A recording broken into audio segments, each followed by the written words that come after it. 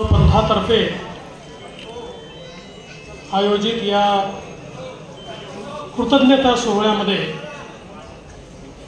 आजच्या कार्यक्रमाचे अध्यक्ष परमपूजनीय श्री कारंजेकर बाबा आमचे मोहनदादा, परमपूजनीय सुकेशोकर बाबा, परमपूजनीय श्री चिरडे बाबा, परमपूजनीय शेवलीकर बाबा, परमपूजनीय श्री आंबेकर बाबा, परमपूजनीय श्री खेडकर बाबा, परमपूजनीय श्री नागराज बाबा, परमपूजनीय श्री राजभर बाबा, परमपूजनीय श्री चिंचोलीकर बाबा, परमपूजनीय श्री सातारकर बाबा, परमपूजनीय श्री विध्वंस बाबा, त्याचप्रमाणे या ठिकाणी उपस्थित असलेले माजी आमदार बाळासाहेब सानप, आमदार सीमाताई हिरे, आमदार देवेनीते फरांदे, आमदार राहुल टिकले, भारतीताई पवार, शांजी जाधव, बापूजी घडामोडे, नाना करपे, दिनकरण्णा पाटील, आपल्या या समितीचे अध्यक्ष प्रकाश ननावरे, त्याचप्रमाणे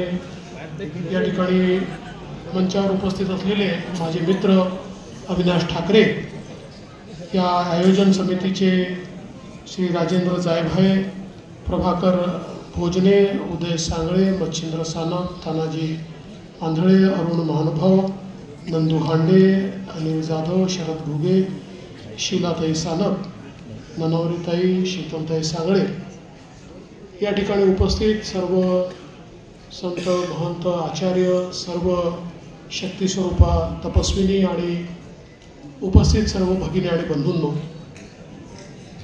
सर्वप्रथम आपल्या सर्वांना मी दंडवत करतो। आज खरं म्हणजे आपण कृतज्ञता सोहळ्याचा कार्यक्रम या ठिकाणी आयोजित केला आणि कारंजेकर बाबा मगाशी म्हणत होते, ही गोष्ट खरी आहे की गेले वर्षभर सातत्याने ही सर्व मंडळी, मग बाळासाहेब असतील, ननावरेजी असतील, दिनकरण्णा असतील, बाबांसोबत माझ्याकडे यायचे की आम्हाला कृतज्ञता सोहळा घ्यायचा आहे, आणि मी काही ना काही कारणाने टाळायचो। कारण जीवनामध्ये पहिलेपासून एक मंत्र ठरवला आहे की आपण एखादं काम करतो ते आपलं कर्तव्य असतं, आणि त्यामुळे कर्तव्य पूर्ण केला तर सत्कार घ्यायचा नाही। ज्यावेळी आपल्याला असं वाटेल की खरोखर एखादं सत्कार्य आपण करू शकलो, त्या दिवशी आपण सत्कार घ्यायचा।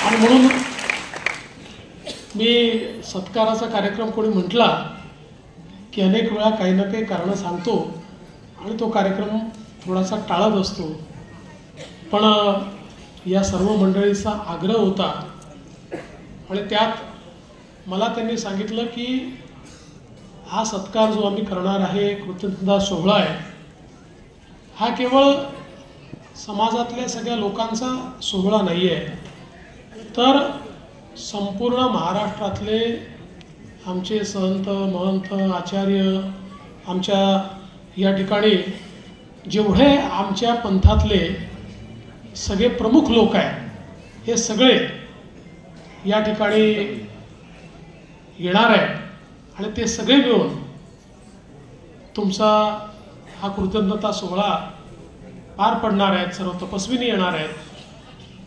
तर मला देखील मोह झाला की इतका मोठा अशा प्रकारचा समाज आणि समाजातली ही एक आध्यात्मिक सज्जन शक्ती ही एकत्रित येत असेल आणि त्या सज्जन शक्तीचा आशीर्वाद घेण्याची संधी मिळत असेल तर आपण जरूर त्याच्याकरता गेलं पाहिजे। त्यामुळे तुमच्याकरता हा कृतज्ञता सोहळा आहे, माझ्याकरता आशीर्वाद ग्रहण करण्याचा सोहळा आहे। खरं तर मगाशी उल्लेख झाला की गेले 30-32 वर्ष सातत्याने महानुभाव पंथाशी माझा अतिशय जवळचा संबंध आला। अनेक कार्यक्रमांना हजर राहता आलं, अनेक लोकांशी जवळचे संबंध आले, मगाशी अविनाशजी ठाकरे सांगत होते की अनेक मंदिरांना देखील त्यांनी मी भेटी दिल्या, अनेक कार्यक्रमात आम्ही सोबत राहिलो. त्यामुळे महानुभाव पंथाशी, महानुभाव पंथाच्या कार्याशी अतिशय जवळची ओळख होती. आणि वर्षानुवर्ष मी पाहत होतो की अतिशय निस्वार्थ भावनेने आमच्या महानुभाव पंथाचे लोक समाजामध्ये काम करताना दिसतात. खरं तर सर्वज्ञ श्री चक्रधर स्वामींनी ज्यावेळी या पंथाच्या माध्यमातून समाजाचं एकत्रीकरण केलं, तो काळ जर आपण बघितला तर आपल्या धर्मावर, आपल्या संस्कृतीवर, आपल्या विचारावर, आपल्या ईश्वरावर एक फार मोठं आक्रमण चाललेलं होतं. एक फार मोठ्या संकटाचा सामना आम्ही करत होतो. आणि या संकटाचा सामना करताना आमच्याही समाजाची परिस्थिती अशी होती की समाज खंडित होता, विखंडित होता, दुभंगलेला होता. समाजामध्ये विषमता होती.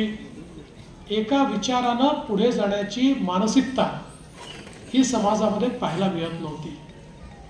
ज्या विषमतेने आम्हाला घेरलं होतं ती विषमताच हळूहळू आम्हाला गुलाम बनवत होती. अशा प्रकारच्या परिस्थितीमध्ये 800 वर्षापूर्वी समाजातल्या विविध घटकांना एकत्रित करून त्या ठिकाणी एक सन्मार्ग दाखवण्याचं काम हे सर्वज्ञ श्री चक्रधर स्वामींनी केलं. एक असा समाज जो सश्रद्धा आहे पण अंधश्रद्धेवर विचार करत नाही किंवा अंधश्रद्धा नाही आहे. एक असा समाज जो खऱ्या अर्थानं त्या ठिकाणी सज्जन शक्ती तयार करतो. एक असा समाज जो आपल्या संस्कृतीचं पावित्र्य पाळतो. एक असा समाज जो खऱ्या अर्थानं कुठल्याही प्रकारचा जातीभेद पाळत नाही. अशा प्रकारचा समाज निर्माण करण्याचं कार्य हे सर्वज्ञ श्री चक्रधर स्वामींनी सुरू केलं. आणि त्यातूनच एक मोठी विचाराची बैठक तयार व्हायला लागली. आपल्याला याची कल्पना आहे की मराठीतला आद्य ग्रंथ लिहिला गेला आणि त्यानंतर इतकं मोठं साहित्य, संत साहित्य असेल, विचारधन असेल, हे इतक्या मोठ्या प्रमाणात त्या ठिकाणी तयार झालं. शेवटी समाज जो तयार होतो हा मातीच्या भिंतींनी तयार होत नाही. मातीच्या भिंती तर आवश्यक असतातच, पण त्या मातीच्या भिंतींमध्ये जो विचार असतो तो विचार खऱ्या अर्थानंच समाज घडवत असतो. आणि तो विचार या ठिकाणी महाराष्ट्राला आणि त्यानंतर संपूर्ण देशाला अगदी अटकेपार, जसं आपण म्हणतो तसं अटकेपार हा विचार नेण्याचं काम आमच्या महानुभाव पंथाने केलं. आणि म्हणूनच आज आपण पाहतो की इतका मोठा समाज आहे पण कुठेही आपल्याला या समाजाच्या माध्यमातून खूप मागण्या आहेत, मोर्चे आहेत, काहीतरी चाललेलं आहे असं कधीच दिसत नाही. खरं म्हणजे समाजाला इतक्या अडचणींचा सामना करावा लागला. जवळजवळ सगळ्या महत्त्वाच्या तीर्थस्थळावर त्या ठिकाणी अतिक्रमणं झाली, स्मशानभूमीवर अतिक्रमणं झाली, वेगवेगळ्या प्रकारे त्रास देण्यात आला. पण या सगळ्या परिस्थितीतही आपली शक्ती ही, आपलं जे काही बळ होतं, आत्मबळ होतं, ते आत्मबळ, आपली आध्यात्मिक शक्ती ही आपण कधीच कमी होऊ दिली नाही. आणि म्हणूनच आज आपण महाराष्ट्रामध्ये आणि देशामध्ये, महाराष्ट्रात तर मी असं म्हणेन कुठल्याही जिल्ह्यात जा, कुठल्याही तालुक्यात जा, कुठल्याही गावात जा, तुम्हाला महानुभाव त्या ठिकाणी सापडतात. ही खऱ्या अर्थानं आपली शक्ती आहे, ही आपली ताकद आहे. आणि म्हणूनच ज्यावेळी ज्या ठिकाणी मराठीचा आद्य ग्रंथ लिहिला गेला त्याच ठिकाणी मराठी भाषा विद्यापीठ झालं पाहिजे हा प्रयत्न आपण सुरू केला. आणि त्या संदर्भात आपण एक समिती देखील तयार केली. समितीने आपल्याला एक त्या संदर्भातला पॉझिटिव्ह अहवाल देखील दिला. दुर्दैवाने अहवाल आणि सरकार गेलं आणि सरकार गेल्यानंतर तो अहवाल भाषणात गुंडाळण्यात आला आणि सभागृहात घोषणा करण्यात आली की मराठी भाषा विद्यापीठ तर होणार पण ते मुंबईमध्ये होणार. पण सुदैवाने मला असं वाटतं की श्री चक्रधर स्वामींचा आशीर्वादच आपल्या पाठीशी होता की पुन्हा एकदा आपलं सरकार आलं आणि त्यानंतर आम्ही तो अहवाल बाहेर काढला.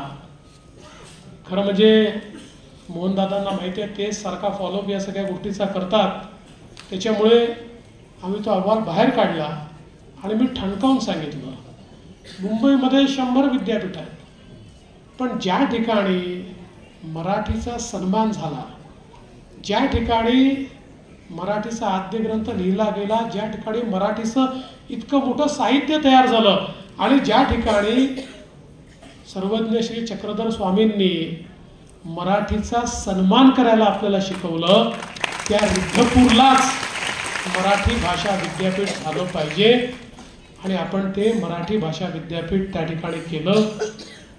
खरं म्हणजे किती अडचणी, कुलगुरूच्या नेमणुकीत अडचणी आल्या, पण एक गोष्ट आहे, म्हणजे आम्ही लहानपणी चांदोबामध्ये विक्रम आणि वेताळाची गोष्ट वाचायचो. आपल्यापैकी अनेकांनी वाचली असेल की ते कधी हार त्या ठिकाणी विक्रमाने मानलीच नाही, ते आपलं चालतच राहायचे. तशाच प्रकारचं आमचे सगळे मोहनदादा आणि आमची सगळी मंडळी आहे, हे हारच मानत नाही.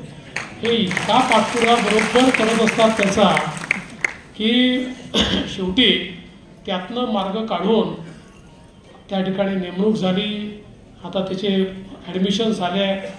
माझी एकच इच्छा या निमित्ताने आहे की आता तर ठीक आहे आपण छोट्या ठिकाणी हे चालू करू, पण शेवटी महाराष्ट्र आणि मराठी भाषा ही आपल्याकरता स्वाभिमानाची गोष्ट आहे.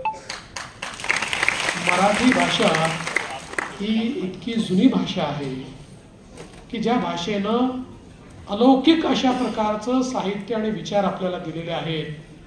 त्यामुळे रिद्धपूरला जे मराठी भाषा विद्यापीठ आपण करू ते पाहण्याकरता देशभरातनं लोक आले पाहिजे, असं सुंदर आपल्याला विद्यापीठ करायचं आहे. जागेच्या अडचणी आहेत त्याही आपण दूर करतोय, सगळं करू, पण कुठेही कॉम्प्रोमाइज करायचं नाही आपल्याला. आपण आपला एक बोर्ड लागलेला आहे, एक विद्यापीठ आहे, यात समाधान म्हणून आपलं चालणार नाही. आणि मी याकरता आपल्या सर्वांनाही सांगतोय की आम्ही राजकीय लोक आहोत. आम्ही एक काम झालं की दुसऱ्या मार्गाने निघून जातो, दुसरं काम सुरू करतो, पण तुमची तुतारी जर राहिली आमच्या पाठीशी, बैलाला मारतात ना तसं आमचं काम आहे, तशी तुमची तुतारी जर आमच्या पाठीशी राहिली, तुतारी म्हणजे पवारसाहेबांची नाही हा, तर निश्चितपणे मी तुम्हाला सांगतो की येत्या 5 वर्षामध्ये अतिशय अप्रतिम अशा प्रकारच्या विद्यापीठाची इमारत ही रिद्धपूरला आपण तयार करून दाखवू आणि लोक ती पाहायला येतील. मगाशी मी येण्याच्या पूर्वी मला अविनाशजींनी सांगितलं की या ठिकाणी आपल्या साहित्याच्या डिजिटायझेशनचा विषय हा बाबांनी मांडला. मी आपल्याला सांगतो की आपल्या या विद्यापीठाच्या माध्यमातूनच संपूर्ण डिजिटायझेशन आपण करू, त्याकरता निधी आपण उपलब्ध करून देऊ आणि हे सगळं साहित्य डिजिटायझेशनच्या माध्यमातून सर्व व्हर्च्युअली उपलब्ध असेल आणि हा जो आपला विचारांचा ठेवा आहे हा ठेवा शेवटच्या माणसापर्यंत आपण पोहोचवण्याचा प्रयत्न हा निश्चितपणे करू. रिद्धपूर विकास आराखड्याचं काम मागच्या काळात आपण केलं आहे, अजून काम करायचं आहे, स्टेशनचं काम आपल्याला करायचं आहे. आणि त्यासोबत मला या गोष्टीचा आनंद आहे की आपली जी वेगवेगळी स्थानं आहेत, जी अनेक स्थानं अशी आहेत 200 वर्ष, 400 वर्ष, 500 वर्ष, 600 वर्ष, 800 वर्ष आपण सगळ्यांनी सांभाळून ठेवली आणि त्या ठिकाणी आक्रमणांमध्येही ही स्थानं आपण त्या ठिकाणी सांभाळलेली आहेत. आणि म्हणून ही सरकार म्हणून आमची जबाबदारी होती की ज्या ठिकाणी इतक्या मोठ्या प्रमाणात आपले सगळे भाविक जातात त्या भाविकांना काही सोयी त्या ठिकाणी असल्या पाहिजेत, तिथे काही काम झालं पाहिजे, या दृष्टीनंच आपण हे जे वेगवेगळे आराखडे त्या ठिकाणी तयार केले आणि त्या आराखड्याच्या माध्यमातून 5 प्रमुख स्थानांना आणि वेगवेगळ्या स्थानांना देखील त्या ठिकाणी आपण निधी उपलब्ध करून दिला. आणि मी आपल्याला पुन्हा सांगतो, मला माझ्या मनात कुठली शंकाच नाही आहे, कारण आपण सगळे लोक आमच्या पाठीशी आहात. त्याच्यामुळे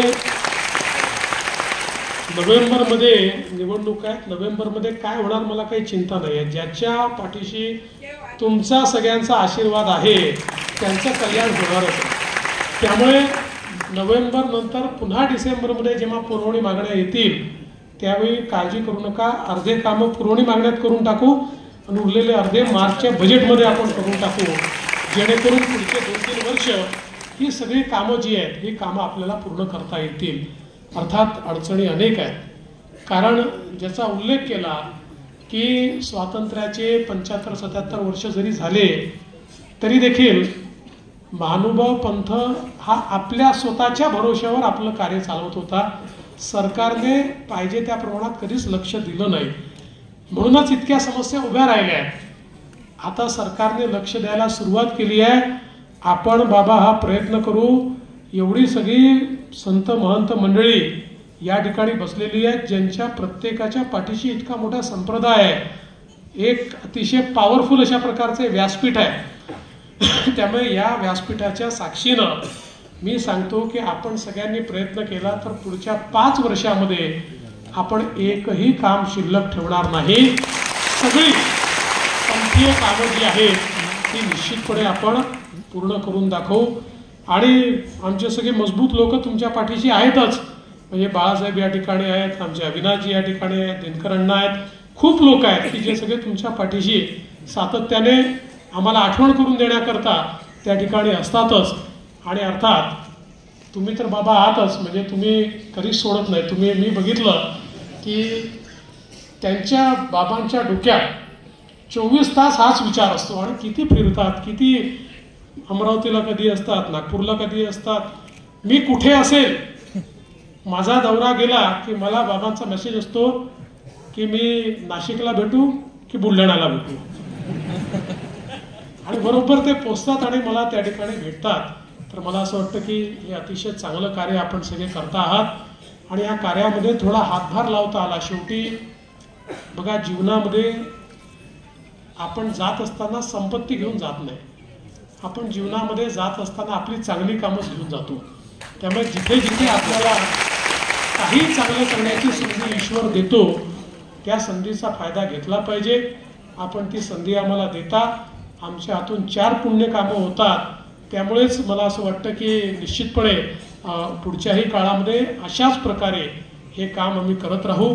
आजचा जो कृतज्ञता सोहळा आहे, जो माझ्याकरता आशीर्वादाचा सोहळा आहे, अशा प्रकारचे आशीर्वाद हे वारंवार मिळण्याकरता माझ्या हातून महानुभाव पंथाचं उत्तम काम व्हावं अशा प्रकारचा आशीर्वाद या ठिकाणी सर्वज्ञ श्री चक्रधर स्वामींच्या चरणी मी मागतो. आणि निश्चितपणे आपण सगळ्यांनी हा जो सत्कार केला आहे त्याबद्दल आपले खूप मनापासून आभार मानतो. सर्व आमच्या मंचावरील आणि मंचासमोरील सर्व आमच्या सज्जन शक्तीचा, सर्व आमच्या साधू शक्तीचा या ठिकाणी आशीर्वाद मी घेतो आणि माझं बोलणं संपवतो.